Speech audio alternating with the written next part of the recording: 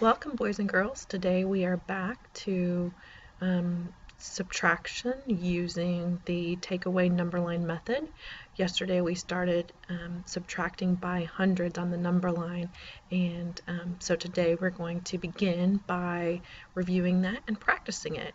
So these are the two problems that I would like for you to start with. I'd like for you to write them down on your paper, press pause, and then when you're finished, I want you to click play to see if your answers were correct.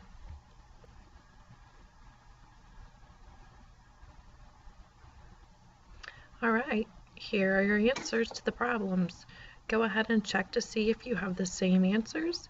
If you don't, go back through the problem and see where you made the error, because it's important that we know where our errors were made so that we don't make the same error the next time. So before going on, if you made an error, pause the video right now and fix it. If you were able to get both answers right, then you may continue. So yesterday we were working on a three-digit number, taking a three-digit number away from another three-digit number. However, the bigger number did end in 0, so it would make it easy for us to count back by hundreds. However, today the bigger number is not going to end in 0. So what we want to make sure that we know how to do before we begin is to count backwards by hundreds from any number, just like we had to do. Alright, so we are going to practice counting backwards by hundreds by any number, even if it doesn't end in 0. So look at this chart here. We're starting with the number 622 and we're counting backwards by hundreds. Notice as we count backwards, our tens and our ones digit are staying the same.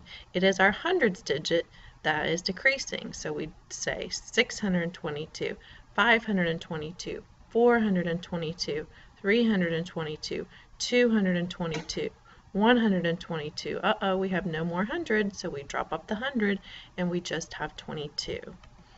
Okay, so notice as we count backwards by hundreds, the hundreds digit changes, but the tens and the one digit stay the same. Same thing with any other number. So look at 873. If we're going to count back by hundreds, then we look at the hundreds digit. That's going to decrease by 1 each time. The tens and the ones digit is going to stay the same. So we have 873, 773, 673, 573, 473, 373, 273, 173. Uh-oh, we're out of hundreds, so we don't have a hundreds place anymore, and it just becomes 73. All right, so here's our first problem. We're looking at 623 minus 245. Notice the 623 does not have any zeros. Yesterday when we were subtracting 3-digit minus 3-digit, our bigger number ended in 0 so that it was easier to count back by hundreds. So we start with our biggest number. Oops, first of all though, we need to write down our hundreds, tens, and ones, and I encourage you to keep doing that because it will help you remember what to do along the way. So we have 2 hundreds, 4 tens, and 5 ones. And I'm going to write down my biggest number on my number line.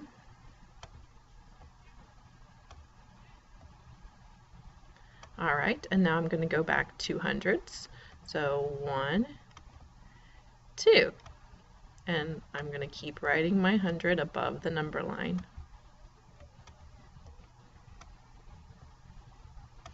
So 100 less than 623 is 523.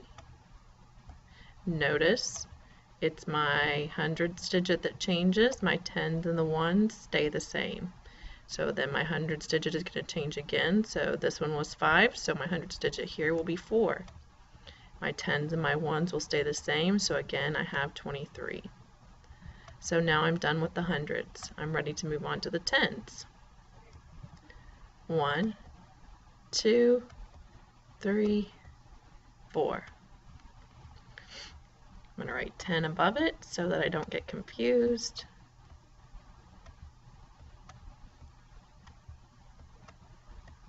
And then I'm counting backwards now by tens.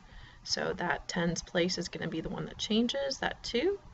will become 1 less to 1, so 413, and then that 1 in the tens place is going to change again, so 1 less than 1 is 0, so we have 403.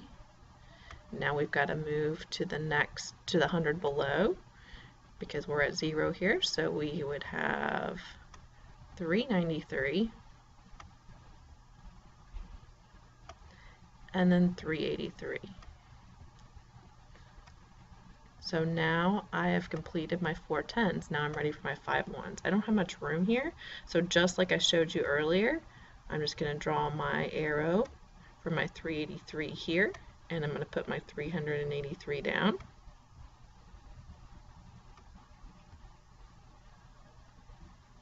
And I'm going to count back by 5 ones. 1, 2, 3, 4, 5. I'm still going to put my 1 up there. It's important in these, using the number line method, as it is with any math, to try to make sure that you can see your numbers. While it's hard for me to write on this with a mouse, you should be able to do a neater job in your notebooks with your pencil. So counting backwards by ones. So we're taking the ones digit down by 1. So 382, 381, 380, 379, and 378. So now I was able to solve my problem. This problem again would have required regrouping, but because we used the number line method, we didn't have to do it. And our answer is 378. Here is our second problem. Again, our bigger number does not have zeros like it has had in the past, so just a little bit more difficult to subtract by hundreds, but not too difficult. And so we want to write our bigger number down on our number line, so I've done that here. We want to make sure we break our smaller number into hundreds, tens, and ones. So we have 3 hundreds, 6 tens, and 1 1, and that's what we're going to be using to take away on our number line. So let's get started with the hundreds. Remember, when we're taking away hundreds and the number doesn't end in zeros, we're going to decrease the hundreds digit by 1, but the tens and the ones digits will stay the same. So all of our numbers should end in 41 when we're subtracting by hundreds. So we have 3 hundreds, 1, 2, 3. Write my 100 up here.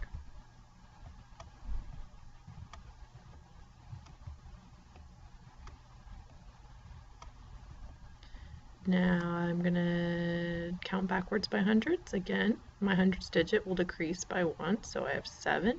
My tens and my ones will stay the same. 741, 641, and 541.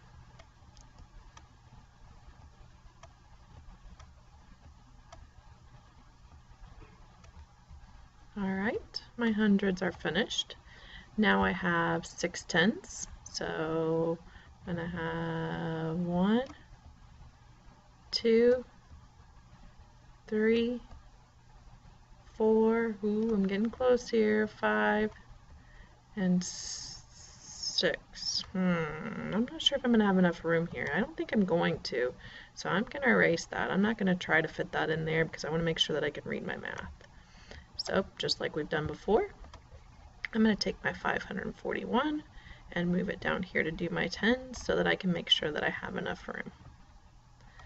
So here is my 541, and I'm going to take away my 6 tens.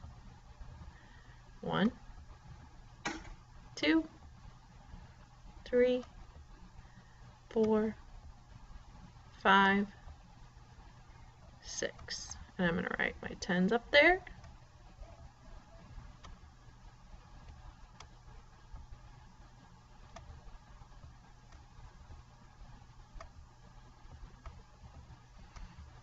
That way I remember what I'm subtracting by. And I'm going to count backwards. So this time my tens digit is going to be changing, so my ones digit will stay the same. So I have 541, so 1 less than 4 is 3, 531, 521, 511, 501. So I'm to that 0 in the tens place, so I need to move down to the next 100, which is 491, and then 481. So I've completed my 6 tens. Now I'm ready to take away my 1 1. So I move back 1, put my 1 down. 1 less than 1 is 0, so I have 480. And I have my answer to my problem. Again, I would have had to use regrouping, but I didn't have to since I used this Numberline method. Alright, here are the problems that I want you to write down in your notebook and try on your own. Remember to keep things neat and remember to take your time, and that's going to get you the best results on these problems. So go ahead, write down the problems, press pause, solve them, and then press play when you're ready to see the answers. And when you see the answers, if you see that you do not have the same answers, you need to go back through your work and see where you found the error before moving on.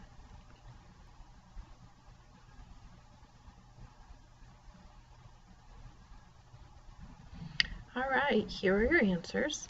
Go ahead and check your work, make sure that you have the same answers. Again, if you notice with the problem that you do not have the same answer, then you need to go back through your problem and see where you made the mistake so that you don't make that mistake the next time. So go ahead, check your work. If you have mistakes, correct them, and then when you're done, you are finished.